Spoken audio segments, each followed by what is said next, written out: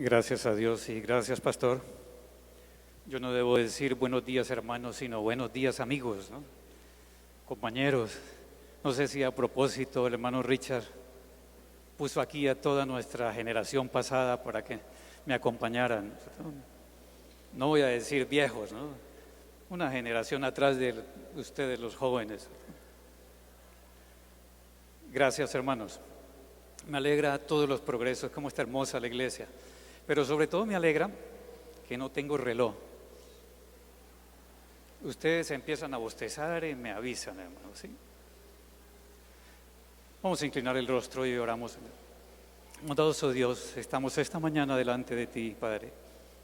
Danos tu espíritu, que tu palabra hable a nosotros, pero danos la capacidad de entender, la capacidad de trascender hasta la eternidad nuestro pensamiento esta mañana y poder reconocerte como nuestro Creador y nuestro Salvador. Acompáñanos, Señor. En Cristo Jesús. Amén. Hace algunos meses hablamos aquí también acerca de la identidad. No sé si recuerdan que les mencionaba que uno es único, ¿no? ¿Lo recuerdan? Que la ciencia comprueba lo que el deseado de todas las gentes dice, que no existe ninguna otra criatura en el universo, ¿no? Que Dios tiene una relación personal con cada uno de nosotros, personal, individual, con cada uno de nosotros, como si no existiera ninguna otra criatura en el universo. Y recuerdan que tenemos unas huellas digitales únicas, que nadie más ha tenido, ni tiene, ni tendrá nuestras huellas digitales, que tenemos un sistema de HLA que marca nuestras células, y las características que tiene cada una de nuestras células es individual. Nadie, ni los hermanos gemelos idénticos, tienen un HLA exacto. Son unas marcas en la superficie de las células, hermano. Que tenemos un DNA que sirve para identificarnos aún después de muertos, porque es característico de cada uno de nosotros, hermanos. Que Dios no hizo otra persona. Cuando lo hizo a usted, se perdió el molde, hermano. Y no va a existir en la eternidad alguien igual. Pero tuvimos en la lectura bíblica algo que nos identifica. Ustedes conocen bien ese versículo de Apocalipsis 12:17, ¿no es cierto? Un versículo que identifica a la iglesia. Ya repetimos los mandamientos, ¿cierto? El dragón se airó contra la mujer y se fue a hacer guerra, hermano. Guerra. ¿Sabe qué significa guerra? En la versión inglesa dice que el dragón se puso furioso, hermano, y se fue a hacer guerra, hermano. En la guerra hay estrategias, y de eso nos están hablando toda la semana, ¿no? Entonces, cualquier estrategia que sea, hermano. No importa que sea limpia, sucia, mugrosa, lo que sea, pero hay que hacer estrategias, hermano. Los que estudian la Segunda Guerra Mundial o ven a Discovery cuando muestran los documentales, hermano. Inglaterra, casi un año antes de que terminara la Segunda Guerra Mundial, codificó exactamente las claves de los alemanes, y los ingleses sabían cuándo iban a bombardear a Londres. Pero por estrategia de guerra no podían atacar todas las veces los aviones alemanes cuando venían. Entonces Churchill y su cúpula de dirigentes de Inglaterra permitían que aviones alemanes llegaran hasta Berlín y bombardearan, ¿no? Claro, como a ellos estaban en sótanos por allá y ellos no se morían, pues que se murieran otros, pero era estrategia de guerra, hermano. Hay que hacer cualquier cosa, hermano. Tal vez valía la pena estudiar todas esas estrategias, hermano, para entender que estamos en guerra, hermano. El dragón se airó contra la simiente, contra el remanente de Dios, y se fue a hacer guerra, ¿sí? Cuando iban a invadir Normandía, los ingleses contrataron a un ejecutivo, ni siquiera un militar, que les ideara una estrategia para engañar a los alemanes, porque los alemanes tenían tal armamento y tal estructura en el norte de Europa que era imposible con estrategias militares vencer a los alemanes. Entonces ese muchacho le dijo, pues engáñenlo, díganle que ustedes se la van a meter por Italia. ¿Y cómo los engañamos? Se consiguió un teniente del ejército inglés que había muerto, lo disfrazó y le puso todos los planos de la invasión por Italia de los aliados y tiraron el cadáver en España, en las costas españolas. Los espías españoles al servicio de Alemania recogieron el cadáver, vieron los planos, se nos van a meter por Italia. Convencieron a Hitler, que era bien terco, y se llevó toda esa cantidad de tanques casi insuperables del norte de Europa para Italia. Y los aliados se metieron por el norte. Hermanos, cualquier cosa va a hacer para engañar y nos está engañando, hermano. Es estrategia de guerra, y en la guerra vale cualquier cosa. La primera víctima es la verdad, ¿no es cierto? Y es el militar más experto, el que tiene mejor estrategia, el que sabe, hermano, él conoce el terreno, conoce las debilidades y está haciendo guerra contra esta iglesia, hermano. Que esta iglesia es el remanente del Señor, hermano, ¿sí? Esta iglesia tiene una identidad, hermanos. Ahí mismo la dice, por eso se hacen guerras, ¿cierto? Apocalipsis 12:17 tiene dos cosas importantes. ¿Lo recuerdan? Guardan los mandamientos de Dios y tienen el testimonio de Jesucristo. Y el testimonio de Jesucristo es el espíritu de la profecía, hermanos. Dos cosas que identifican a esa iglesia, hermano. Esta iglesia la puede identificar un logo que se reúne en el sábado, ¿cierto? Pero bíblicamente tienen los mandamientos de Dios, que los repetimos cada sábado, y el testimonio de profecía, ¿no es cierto? Eso nos identifican, hermanos, ¿sí? Nuestras creencias son bíblicas, hermano, fundamentalmente bíblicas. Si una iglesia es fundamentalista, somos nosotros, ¿no es cierto? Fundamentalistas bíblicos. Todas nuestras posiciones tienen fundamento bíblico, hermano. Pero veamos algunas, ¿cierto? Jesús tuvo una identidad bien especial. Juan 17, ustedes también lo conocen bien.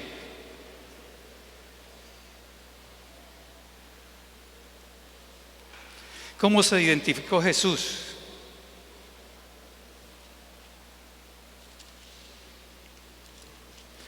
Leamos del 1 al 5, Juan 17, del 1 al 5.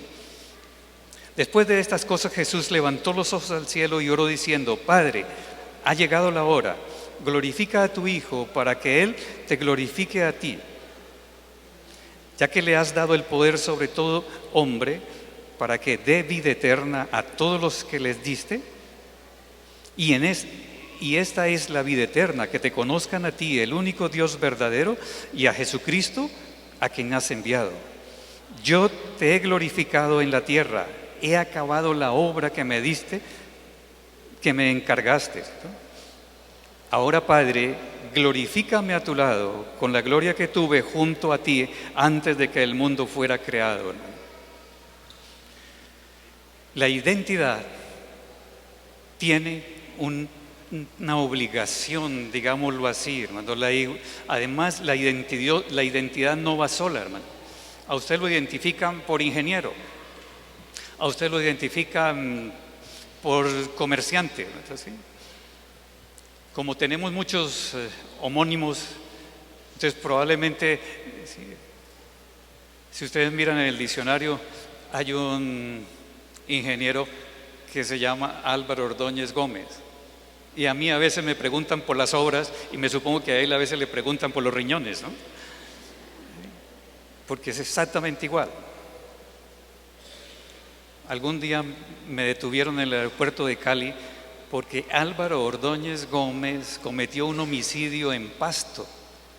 Afortunadamente lo tenían en la cárcel, si no, yo estaría pagando la condena de él, ¿no es cierto? Pero ese no era médico, esa otra cosa que El señor del DAS me hizo mostrarle todos los documentos, le dije sí,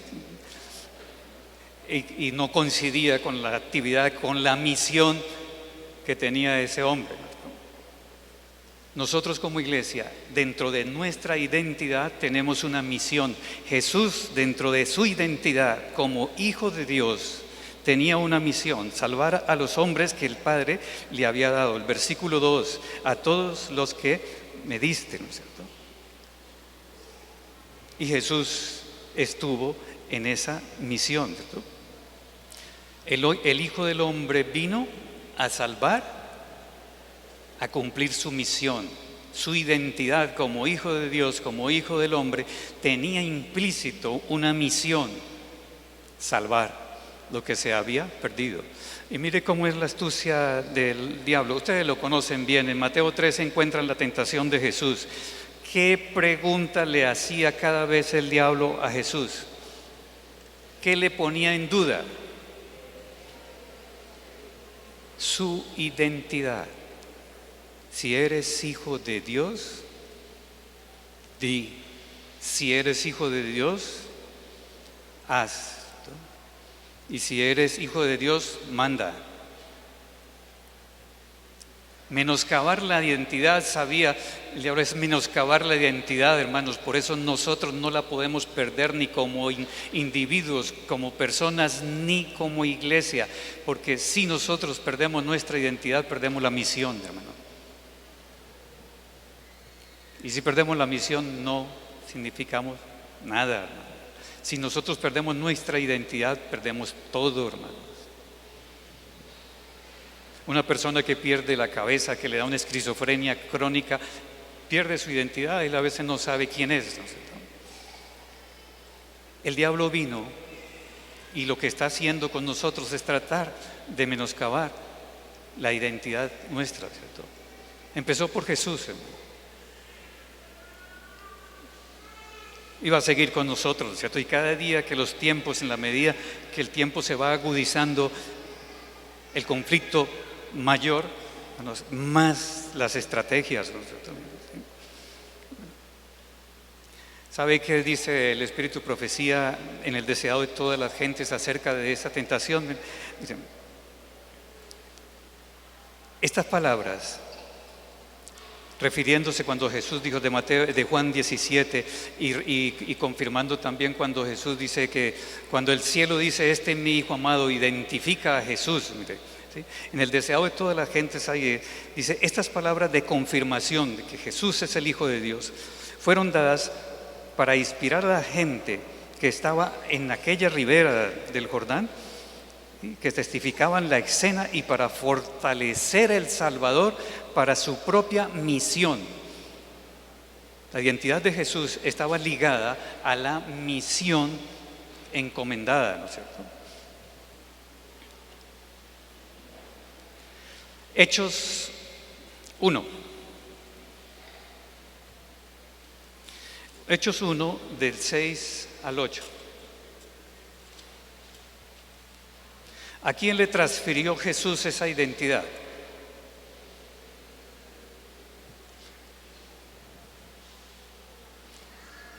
Entonces los que se habían reunido le preguntaron diciendo, Señor, ¿restaurarás el reino y restaurarás a Israel en este tiempo?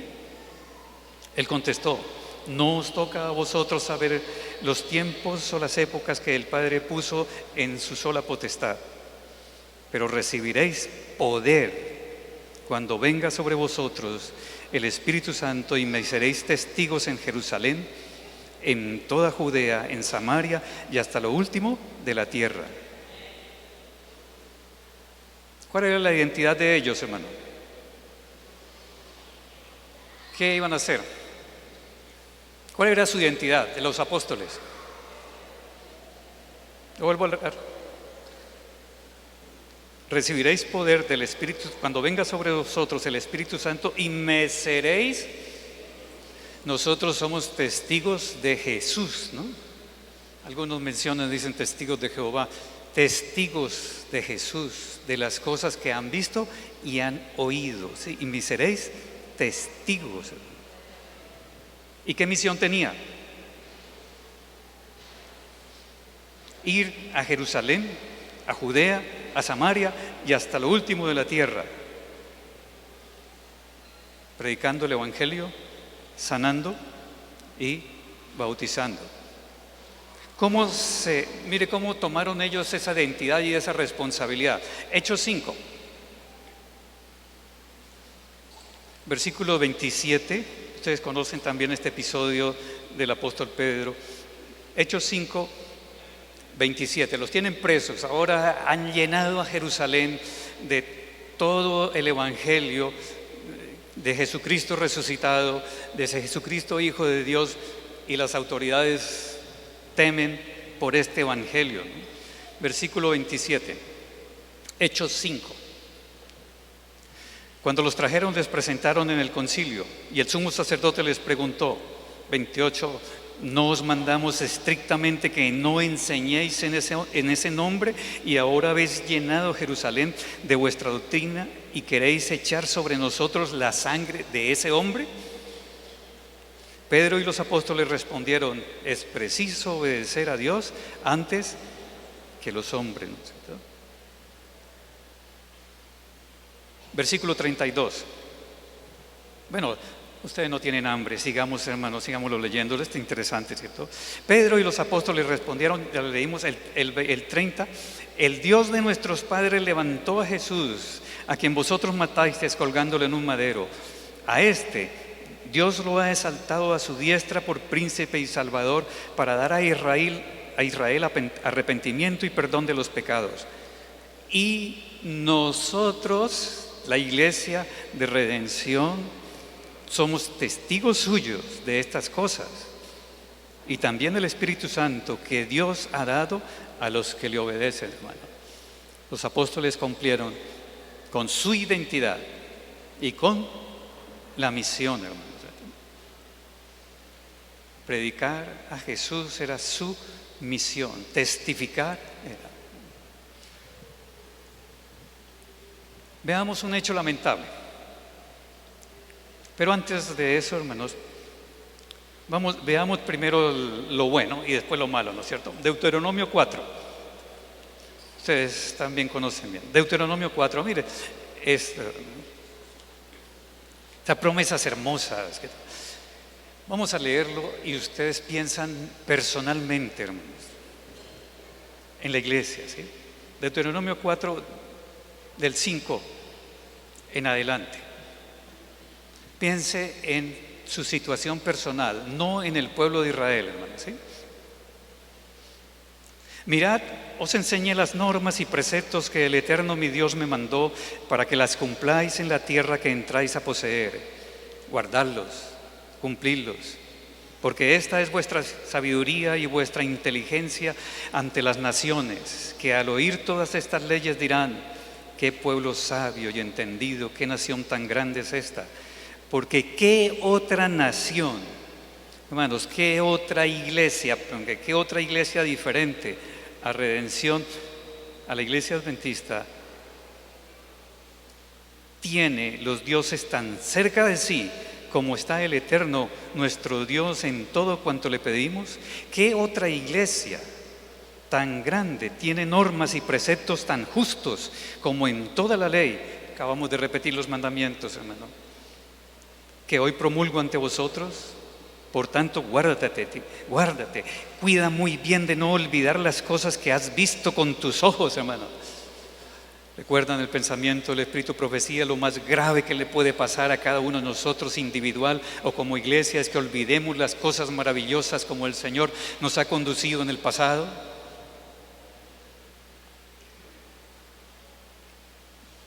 Cuídate de no olvidar las cosas que has visto con tus ojos, que no se aparten de tu corazón en todos los días de tu vida. Enséñalas a tus hijos y a tus nietos.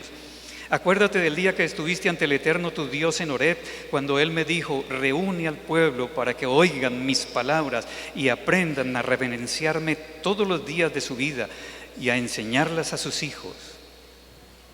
Entonces os acercasteis y quedasteis al pie del monte. El monte ardía en llamas hasta que lo más alto del cielo, entre tinieblas, nube y oscuridad, manifestación más poderosa, hermano.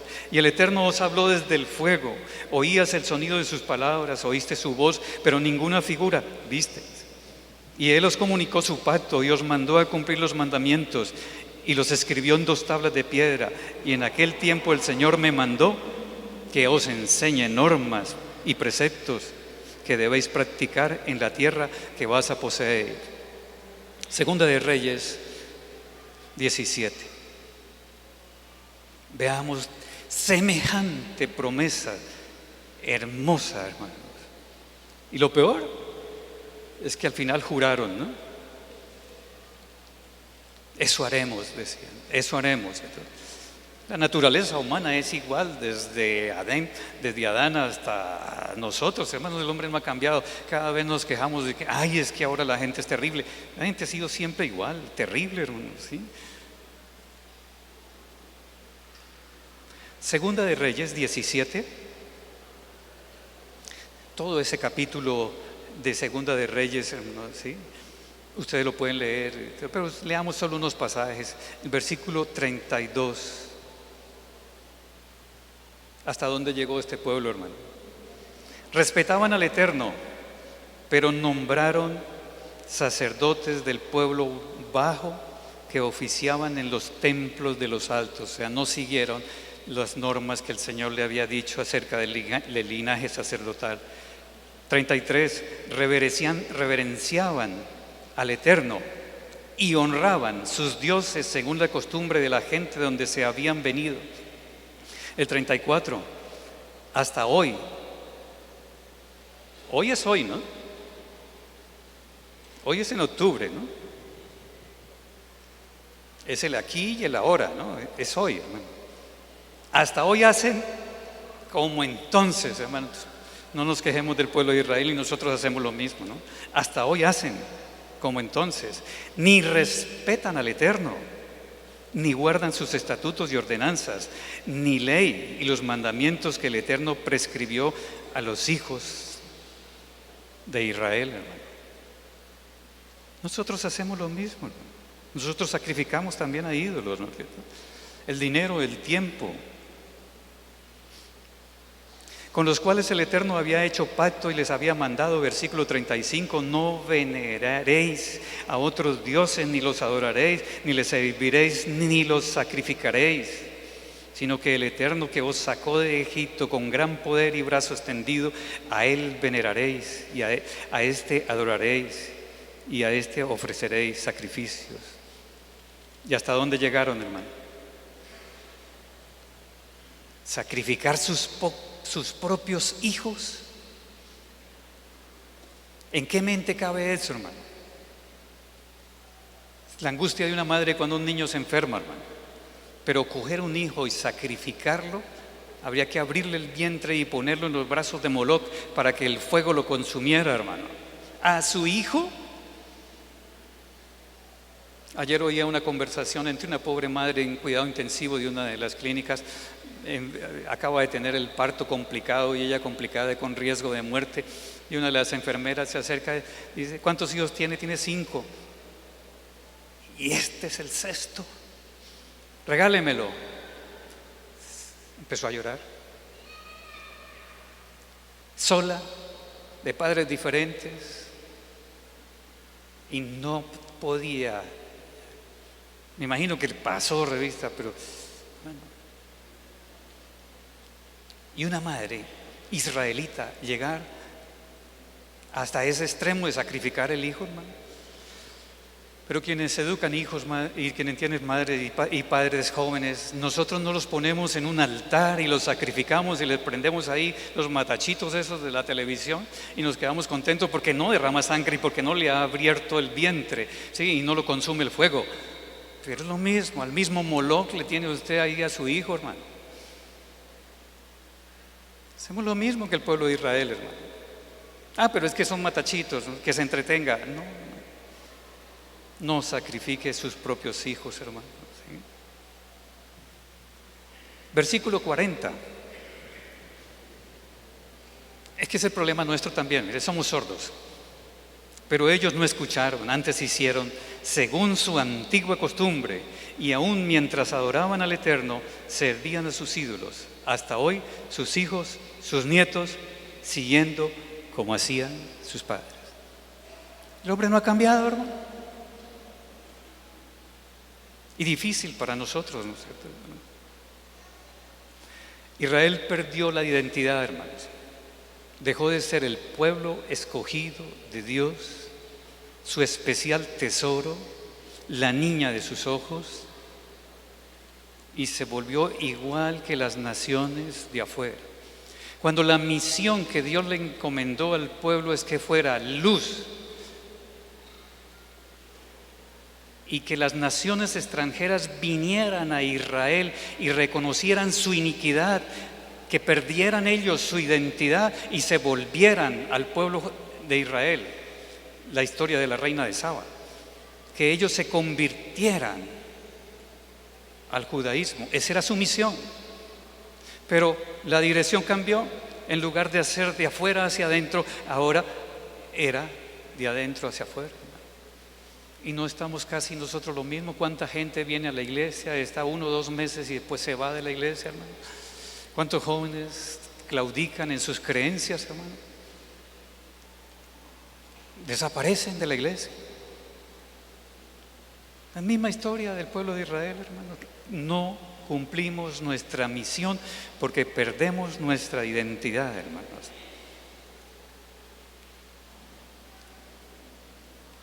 Esto que le sucedió al pueblo de Israel era una consecuencia, no era la causa. La idolatría no era la causa. Era la consecuencia de haber perdido la identidad de un pueblo escogido, ¿no es cierto?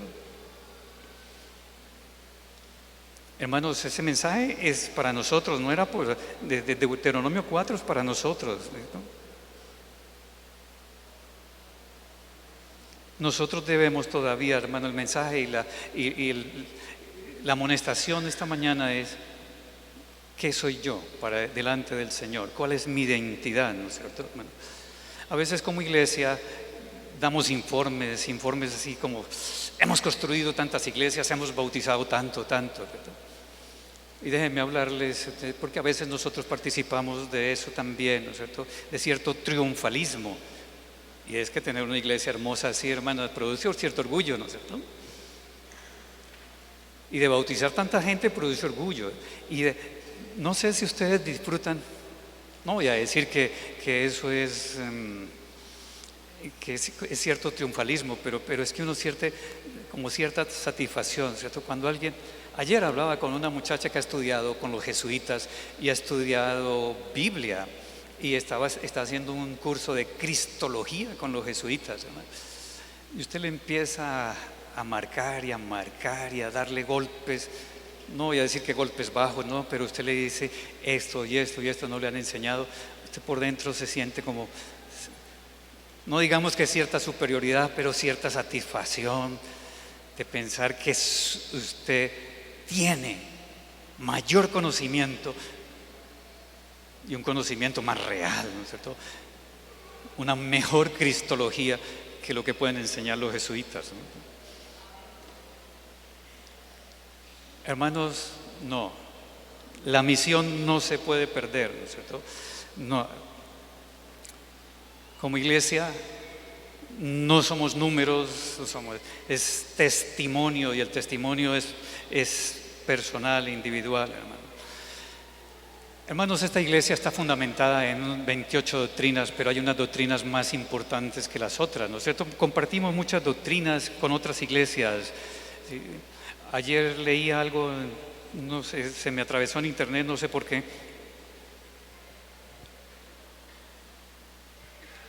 Una iglesia dirigida por Armstrong, que no es el ciclista ni es el astronauta, ¿no? Y ahí en internet está todas las creencias de ellos. Y una de las creencias es el sábado. Y creo que tiene una iglesia grande en los Estados Unidos. Es una iglesia y hace toda una descripción y una defensa del sábado exactamente como los adventistas, hermano. Exacto. con los mismos textos, con la misma profundidad, y el sábado es el día del Señor, es la conclusión al final. Ellos son unitarios, no creen en la Trinidad. Bueno, pero me llamó la atención lo del sábado, hermano. Nosotros tenemos unos pilares fundamentales, hermano, ¿sí? Nos han dado ordenanzas, estatutos y mandamientos para observarlos, hermano. Primer pilar, hermano. Jóvenes, por favor, no los olviden. La Escritura, Biblia y solo Biblia y nada más que Biblia. Biblia y solo Biblia. Eso es un pilar de Lutero delante de Carlos V en la Dieta de Worms. Biblia y solo Biblia, sola Escritura, hermanos. Cuanto más tengamos claridad de nuestra visión es porque tenemos más claridad de la Escritura, hermanos, ¿cierto? Y es porque nuestras verdades están fundamentadas en la palabra de Dios, hermano. Jóvenes, no hay más que hacer. O la Biblia es la palabra de Dios o la Biblia es un libro histórico. Y cuando usted la tiene en la mano, usted tiene como usted quiera interpretarlo, o la palabra de Dios. El profesor que acompañaba a Gozaín en el noticiero todas las mañanas, usted le preguntaba cualquier cosa de Biblia y le respondía. Hay mucha gente intelectual que lee la Biblia y sabe cosas de la Biblia, hermanos. Pero en sus manos, con oración, es la palabra de Dios. Es un libro divino, hermano. Segundo pilar, el sábado, hermano. Esta iglesia es adventista del séptimo día, del sábado. Bautista del séptimo día, los coptos algunos conservaban el sábado, pero es muy característico ya, porque ya somos más de 15 millones de adventistas en el mundo, ¿no es cierto? Y solo uno oye a veces cuando la iglesia, los pastores programan que vamos a hacer una brigada para dar a conocer la iglesia, que una marcha para dar a conocer la iglesia, que hagamos algo para dar a conocer la iglesia, hermano. Si hay un pueblo, o como ellos dicen algunos, si hay una secta conocida, igual que la Coca-Cola, son los adventistas, hermano. ¿A quién no le pregunta a usted por un adventista y dice, es el vecino, es esto? Esos son los del sábado. No, esos son los que no comen carne, ¿sí? Y no comen cerdo. Bueno, la gente sabe más de nosotros que nosotros sobre ellos, muchísimo más, hermano. Sábado. Y el sábado no se puede, es un pilar, hermanos. Si el sábado se le quita la creación. Si se quita la creación, usted quita el sábado. Por razón del sábado nosotros somos fundamentalistas, creacionistas. No puede tener la más mínima duda de la literalidad de Génesis 1. No se puede. Se pierde la identidad. Se carcome la esencia de la iglesia y de nuestro mensaje, hermano, y de nuestra misión. Nosotros guardamos el sábado no para descansar, ¿no es cierto? Fundamentalmente porque estamos dándole gracias al Creador por nuestra vida física, ¿no es cierto? Y el mismo Creador fue nuestro Redentor y le tenemos que dar gracias por nuestra vida espiritual y por nuestra salvación, ¿no es cierto? Sábado, jóvenes, sábado. Tercer pilar de nuestra identidad, la venida del Señor. Sed adventista, advenimiento. Esperamos la presencia literal del Señor en las nubes de los cielos. Muchas de las iglesias evangélicas están enseñando que Jesús vino y vino al corazón, o sea, al pensamiento de las personas. O sea, no hay una segunda venida visible y literal como Apocalipsis lo muestra. Porque es que mucha gente interpreta la Biblia como una cosa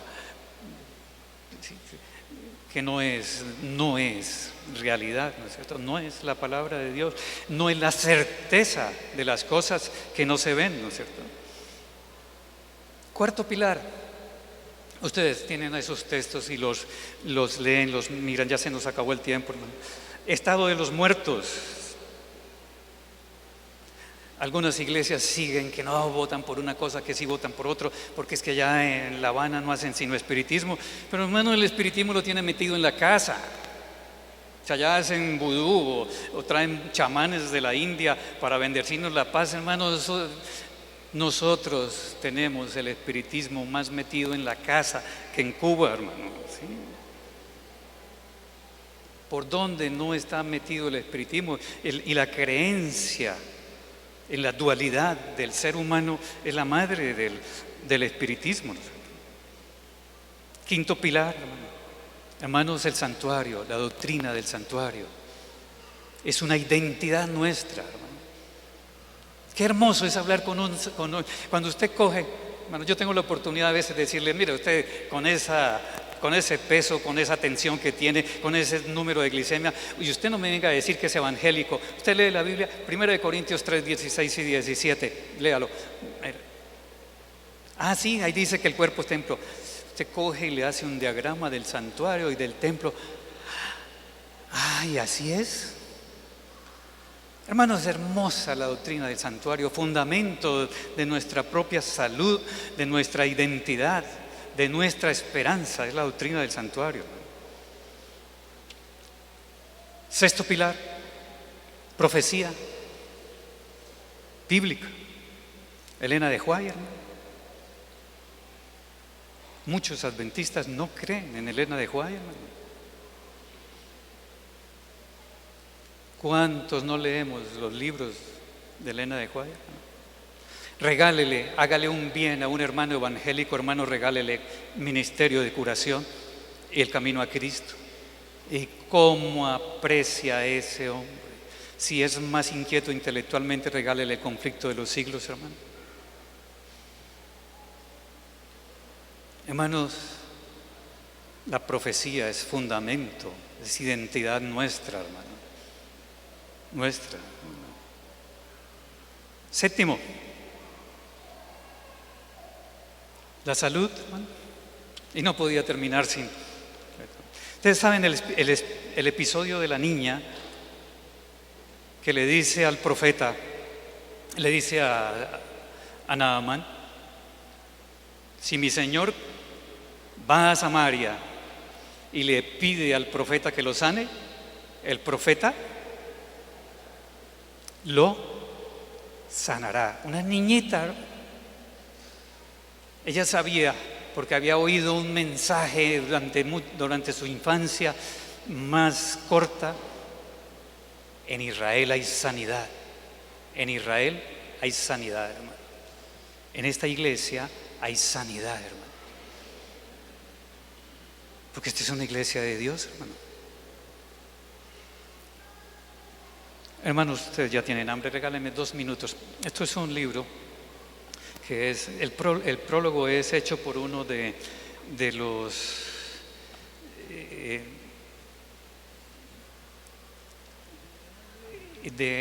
los oficiales de salud de los Estados Unidos, y es un informe sobre el estudio de los adventistas. Entonces, la primera parte en el prólogo dice: ¿quiénes son los adventistas?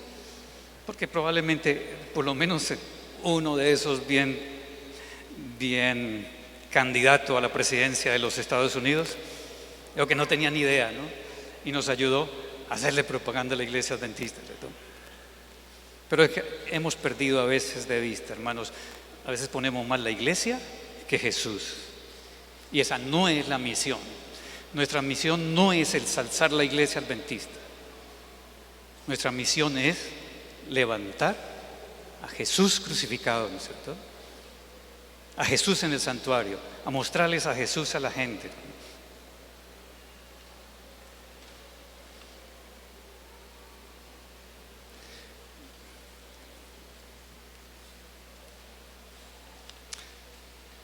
¿Quiénes son los adventistas? Se preguntan, sí. ¿Quiénes son? Pero no iba a decir que no les iba a preguntar a ustedes que trataran de identificarlo, pero ya no hagamos el ejercicio. Mira lo que dicen de la iglesia, hermano. Los adventistas del séptimo día es una religión conservadora que incluye más de 13 millones, esto está escrito en el 2011, de 13 millones de miembros en el mundo entero. Cuando ellos fueron primeramente organizados como denominación en ¿Qué año fue organizada la iglesia, hermano? No me lo digan todos los hermanos, uno solo. 1863, hermano. En el este de los Estados Unidos, las raíces pueden ser encontradas, o su fundamento de raíces puede ser encontrada en el metodismo. Lo está escribiendo un oficial del gobierno de los Estados Unidos que no es religioso, ¿no? Solamente sabe quiénes somos nosotros. Mientras ellos comparten algunas doctrinas con lo grueso de las iglesias protestantes, ¿sí?, los adventistas se difieren de ellos más por su estricta observancia del sábado que del domingo.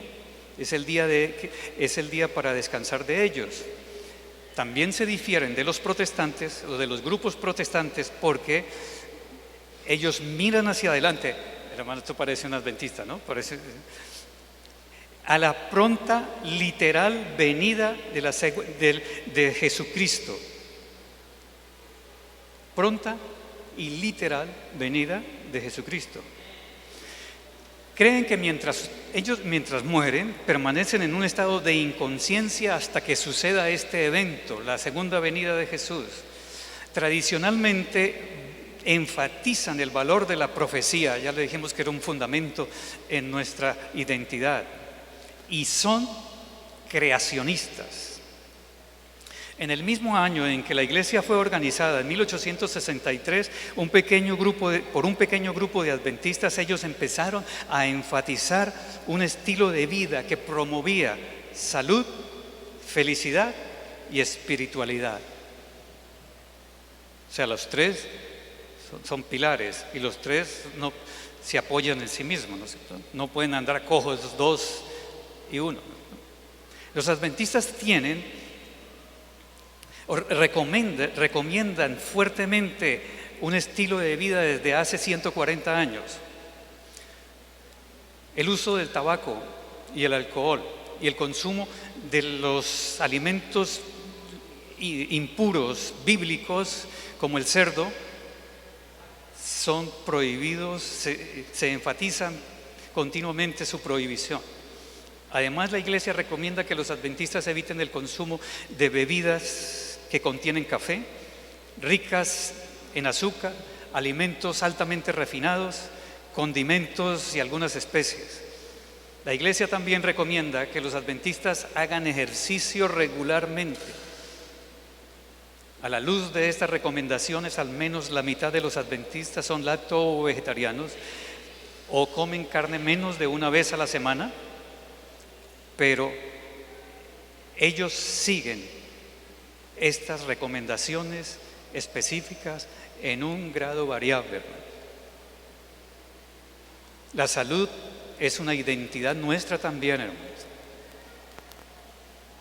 ¿Qué pueblo tiene normas y estatutos tan grandes como las que el Dios nos ha dado, hermanos? Hermosas, cúmplalas, vívalas y viviréis, ¿no es cierto? Hermanos, esta iglesia tiene una identidad única y esta iglesia es la iglesia de Dios. El espíritu de profecía tiene una expresión que dice que tan cierto, hermanos. Quiero que se la graben. Si no se lleva ninguna otra cosa hoy en la mañana, llévese ese pensamiento, hermano. Tan cierto como es la iglesia de Dios, es que Dios vive. El Señor les bendiga, hermanos.